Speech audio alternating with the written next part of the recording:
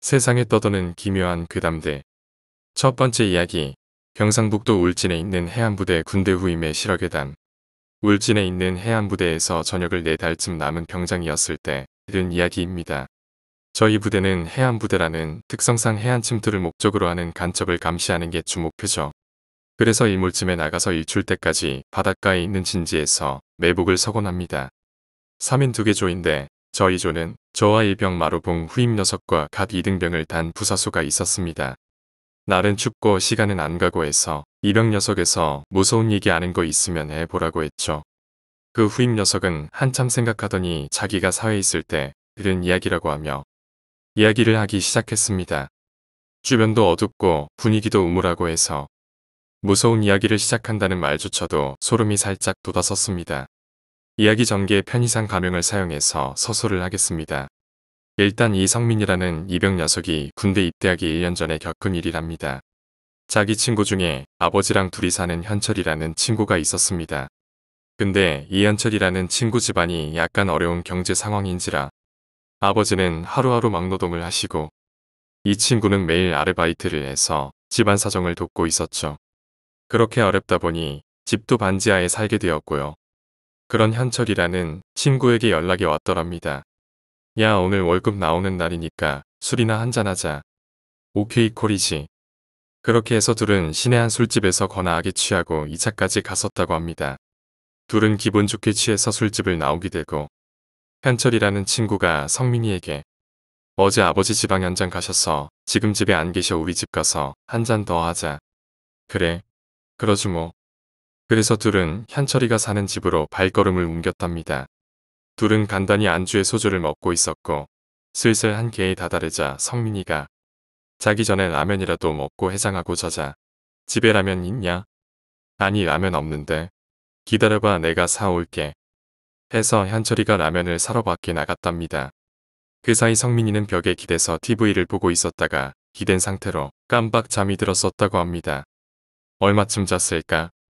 라면을 사온 현철이 여는 문소리에 성민이가 눈을 뜨게 되었고 그때 성민이가 본 광경은 현철이가 자기를 보면서 마치 엄청나게 무서운 것을 본 것 마냥 소리도 못 지르고 눈만 엄청 크게 뜨고 입을 벌리고 있더랍니다. 그러다가 몇 초 지났을까? 그 성과 함께 성민을 가리키며 아니 정확히는 성민 뒤에 있던 창문을 가리키며 그대로 실신을 했다고 합니다. 놀란 성민은 한 걸음에 박차듯이 달려와서 친구를 한참 동안이나 깨웠고 정신이 든 현철은 눈을 뜨자마자 또 소리를 지르면서 고개를 창문 쪽으로 왜 돌리더랍니다. 무언가 없는 것을 확인한 현철은 가쁜 숨을 쉬면서 그제야 성민을 쳐다보면서 한다는 말이 너 아무것도 못 느꼈냐? 바로 잠든 거야? 무슨 소리야 뭘 느낀다는 거야? 나 너 가고 나서 TV 틀고 기댄 상태로 바로 뻗은 거 같은데 뭘 봤는데? 지금부터 내가 하는 얘기 듣고 놀라지 마라. 방금 내가 기댄 자리 위에 창문 있잖아. 그리고 우리 집 반지하고 창문 위 반부터가 땅이란 말이야. 근데 아까 내가 들어오자마자 내가 기대고 있는 거 봤을 때 눈동자에 흰자가 없는 여자가 창살 사이로 얼굴 반쯤 집어넣고 머리 다 늘어뜨리고 창살 사이로 양팔 집어넣고 네 머리 바로 위에서 네 머리 잡으려고 미친 듯이 휘두르고 있었어. 두 번째 이야기. 어떤 만남. 내가 땀에 흠뻑 젖은 채로 잠에서 깨었다. 이불과 시트는 완전히 축축해져 있었고 잠옷 역시 땀에 의해 몸에 착 달라붙어 있었다. 나는 그렇게 침대에 일어나 앉았다. 그리고 어젯밤 일을 상기해 보았다. 그러나 도무지 기억이 나지 않았고 생각할수록 머리만 아파왔다. 술 마셨었나? 그것조차 기억이 나지 않았다. 어제 아침 어느 때와 같이 일자리를 알아보러 거리를 쏘다닌 것 외에는 필름이 완전히 끊겼다. 입에 손을 가져다 대고 입김을 불어보았다. 평소 아침 입냄새뿐 술 냄새는 전혀 나지 않았다. 나는 의아해져 이불을 벅차고 일어난 뒤 화장실로 향했다. 걷는 도중 무심코 창문 밖을 내다보았다. 밖은 이미 밝기 밝은 낮이었다. 아니, 밝다 못해 이미 뜨거울 정도로 햇볕이 심했다. 거리를 걷는 몇몇 사람들이 눈에 띄었는데 모두들 하나같이 인상을 찌푸리고 있었다. 화장실 거울에 비친 사나이는 20대 후반의 지저분한 사나이였다. 머리가 헝클어져서도 수염이 듬성듬성 면도돼 있지 않아서도 아니었다. 그저 그의 분위기 자체가 지저분했다. 반쯤 감긴 눈은 평상시에도 그랬고 까칠한 피부 역시 그날만이 아니었다. 그 사나이의 이름은 제임스 파커였다. 나는 세수를 몇 번 한 뒤 화장실에서 나왔다. 그리고 거실에 의자에 털썩 주저앉았다.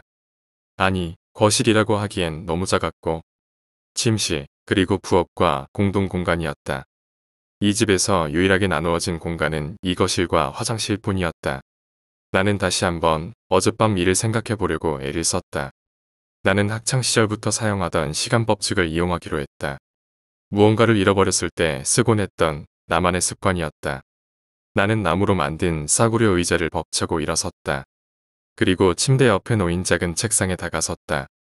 한참 뒤진 후에야 연필과 자그만 종이 쪽지를 구했고 나는 의자를 질질 끌고 책상 앞에 앉았다. 책은 물론 거의 아무것도 없는 그런 책상이었다. 나는 연필을 집어들었다. 그리고 생각에 잠겼다. 어제 시계를 본 첫 번째 순간을. 나는 일반인들보다 훨씬 시계를 자주 보기 아끼에 이 방법이 나에게만 효율적인지도 몰랐다. 12시 35분. 나는 끄적여 내려갔다. 전날 나의 기상 시간이었다. 현재 시각 13시 많이 다르지 않았다. 백수생활 3년 차였던 나에게 규칙적인 생활이란 없었다. 겨우 벌어먹고 살던 맥도널드 아르바이트 역시 잘렸기 때문에 어제 무슨 일이 일어났냐 하는 궁금증은 너무나 하찮은 시간이었다. 그러나 나는 멈추지 않았다. 한번 궁금한 것은 알아내기 전까지 잠을 못 이루는 성격이었기 때문이었다. 13시, 집을 나왔다. 내가 계속 서 내려갔다. 그러나 집을 나와 거리를 쏘다니던 것 외에는 도무지 생각나지 않았다. 도대체 그 다음이 뭐지? 그 다음 나를 만났지. 제임스. 나의 뒤에서 목소리가 들려왔다. 왠지 귀에 익숙한 그런 목소리였다. 내가 놀라 뒤를 돌아보니 어느 사내가 내 침대에 앉아 있었다. 나와는 정반대의 모습을 한 마치 영국 신사 같은 존재였다. 깨끗한 피부에 단정한 머리, 게다가 비싸 보이는 양복 차림. 잘생긴 얼굴은 영화배우 누구와도 흡사한 듯했다. 넌 뭐야? 여긴 언제 어떻게 들어온 거야? 그가 웃으며 대답했다. 방금. 그것보다 넌 어제 일을 기억 못하나 보네. 그럼 다시 시작해야겠어. 그가 어안이 벙벙한 나에게 손을 내밀었다. 난 존 피터슨이라고 해. 넌 제임스 파커 맞지? 내가 고개를 끄덕였다. 어디선가 본 듯했지만 여전히 낯선 얼굴이었다. 어찌됐든 나는 그의 악수를 받아들였다. 내 이름을 아는 것으로 보아 나와 어제 함께 있었던 것은 분명했기 때문이다. 그래, 존. 도대체 어제 무슨 일이 있었던 거지? 넌 한시경 거리를 쏘다니고 있었고 그러다 날 만났어. 내가 날 많이 도와줬지. 아직도 감사하고 있어. 내가 어떻게 도와줬길래? 내가 사람을 죽였고 내가 나를 도와줬잖아. 정말로 아무 기억도 나지 않아? 나는 야구 배트로 머리를 맞은 듯한 충격을 느꼈다. 사람을 죽였다니. 어쩌다 아니. 왜? 아니 내가 왜 거기 있었는데? 자세히 좀 얘기해. 봐 존. 나는 거의 이성을 잃을 뻔했다. 내가 살인범죄를 저지른 자와 같은 방에 있는 것. 또 이 상태로는 공범이 될 가능성이 유력한가. 나에게는 너무나 큰 충격이었다. 정말 기억이 안 나는가 보네. 내가 사람을 죽였어. 일부러 그런 건 아니야. 절대로. 나도 모르게 분에 못 이겨 실수로 저지른 일이었어. 뒷골목에서 칼로 몇 번 후벼주었지. 비록 후회는 하지만 그 녀석은 당할 만한 놈이었어. 그래서 내가 조마조마해하며 물었다. 그래서 시신을 처리해야겠다 하는데 내가 나타나서 도와줬지.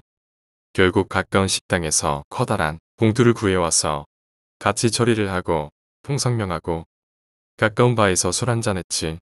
내가 섰지만 말도 안 돼 참으로 어이없는 일이었다. 내가 그런 일을 서슴없이 도왔다는 것 자체가 어이없었고 또 이러한 일들을 하나도 기억 못한다는 것 역시 어이가 없었다. 그런 걸 쇼크 현상이라고 한다지. 내가 떨군 고개를 들었다. 넌 아마 쇼크 현상에 걸려서 기억을 못하는 걸 거야. 너무 놀랐기 때문에 나를 말없이 도와주었고 너무 놀라서 자고 일어나니 기억도 못하는 거고 뇌가 받아들이기를 거부하는 거지. 나는 살인을 저지른 사람이 이렇게 태어날 수가 있는 것인지 이해가 가지 않았다.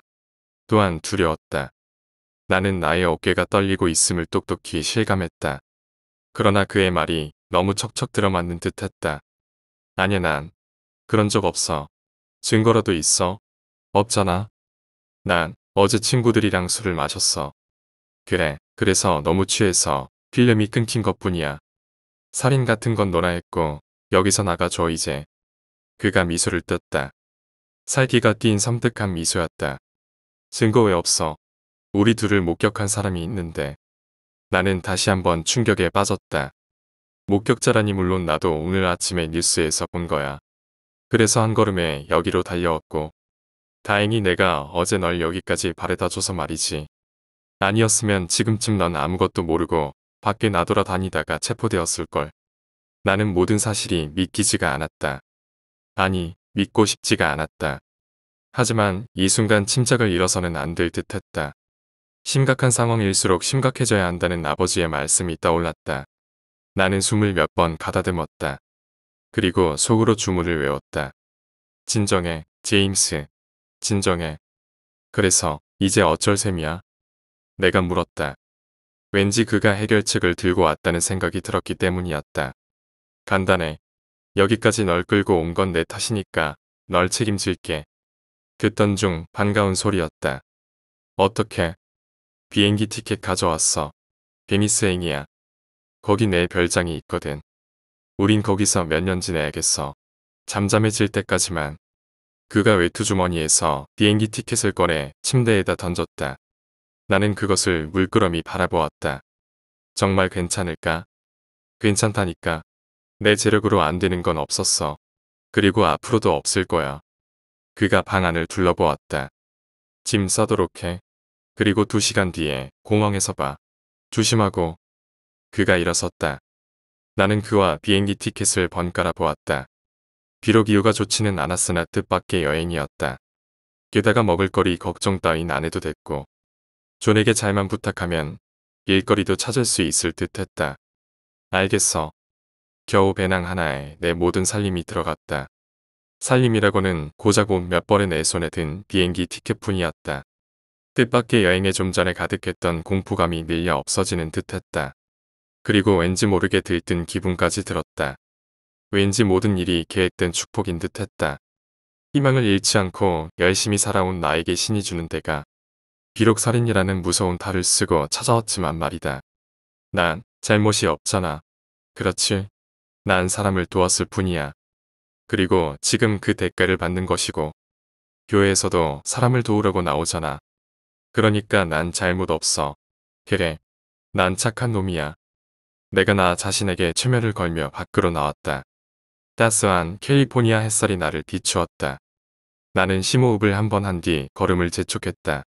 왠지 모든 사람들의 시선이 나에게 꽂힌 듯했다. 나는 범죄자처럼 고개를 떨군 채 걸었다. 아니, 나는 범죄자가 맞았다.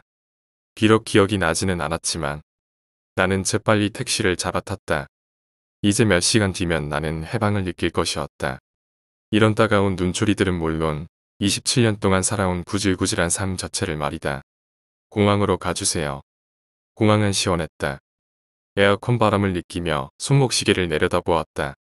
5시 약속 시간이 정확했다. 티켓은 6시 비행기였고 나는 그렇게 공항을 걸어다니며 존을 찾아보았다. 이럴 줄 알았으면 번호라도 적어놓는 건데.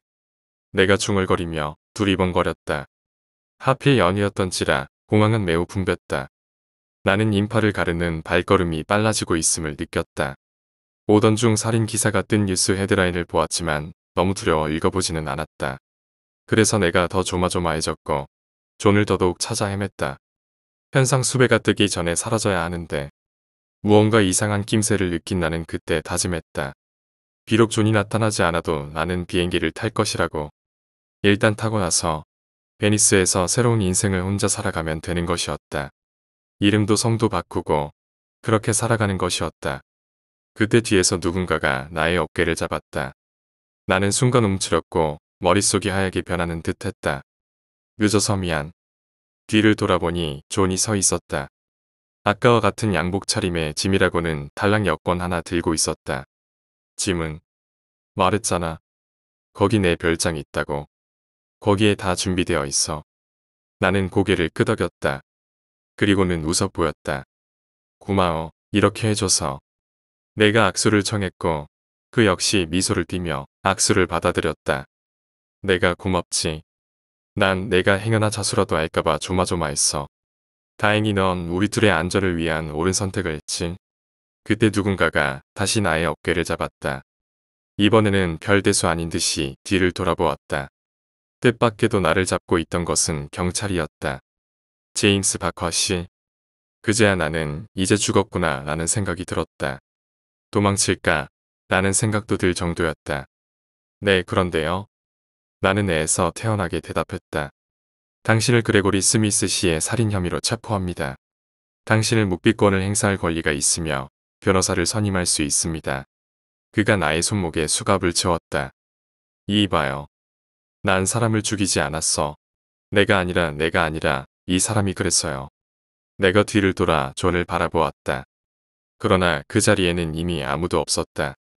비겁한 개자식이 봐요. 내가 아니라 존 피터슨이라는 사람이 죽였다고요. 그레고리를 죽인 사람은 존이에요. 그제 그레고리라는 이름이 머리에 들어왔다. 그레고리 스미스 내가 일하던 맥도널드의 매니저였다. 그리고 나를 얼마 전 해고한 그레고리 스미스. 나는 생생히 기억했다. 유니폼을 벗어던지며 나오던 나의 모습을. 그 모습을 존이 보고 대신 복수한 것이었을까? 근데 왜 이제 와서 그가 모습을 감추었을까? 많은 생각들이 내 머릿속을 휘저어져 아침의 두통이 다시 찾아왔다. 나는 내 다리가 풀리는 것을 느꼈고 이내 시야가 흐려졌다. 정신을 차리고 보니 나는 법정 앞에 서 있었다. 배심원들, 판사, 검사, 그리고 그 모든 사람들 나를 경멸의 눈빛으로 바라보고 있었다. 어떻게 된 거지? 내가 왜 심판을 받는 거지? 내가 아니라 존인데 존이 죽인 건데. 그때 변호사의 말이 귀에 들어왔다. 그래서 진단을 한 결과 피고인 제임스 바커 씨는 다중인격장애를 가지고 있는 것으로 판단이 났습니다. 그게 그가 살인한 그레고리 스미스와 휴 존슨과 무슨 관련이라는 거죠? 판사가 물었다. 휴 존슨. 그는 듣도 보도 못한 사람이었다. 그 사람을 내가 죽이다니. 조사를 해본 결과 몇 주 전 제임스 바커 씨는 직장인 맥도널드에서 해고를 당했다고 합니다. 당장 먹을 거리도 없었던 결과 그에게는 너무나 큰 쇼크였죠. 그때 존의 목소리가 들려오는 듯했다. 그런 걸 쇼크 현상이라고 한다지. 그래서 그의 안에 또 다른 분실을 만들어냈습니다. 이름하여 존 피터슨. 많은 다중 인격장애 환자와 같이 제임스 역시 그의 이니셜 J와 P를 이용해 이름을 만들어냈습니다. 난 존 피터슨이라고 해. 넌 제임스 파커 맞지? 그 뒤로 며칠을 존 피터슨으로 활동했고 그가 존 피터슨으로 활동하는 기간 동안 제임스 파커는 아무런 기억도 할 수 없었습니다. 넌 어제 일을 기억 못하나 보네. 그럼 다시 시작해야겠어. 그리고 끝내 파커 씨의 분신인 존이 그레고리 스미스 씨를 살해하였고 그를 수배하려던 휴 존슨 씨 역시 살해했습니다. 내 시야가 다시 흐려왔다. 그리고 마지막으로 본 얼굴은 나를 향해 웃고 있는 양복 차림의 존 피터슨 아니. 제임스 파커, 나 자신이었다. 그 다음 나를 만났지. 제임스.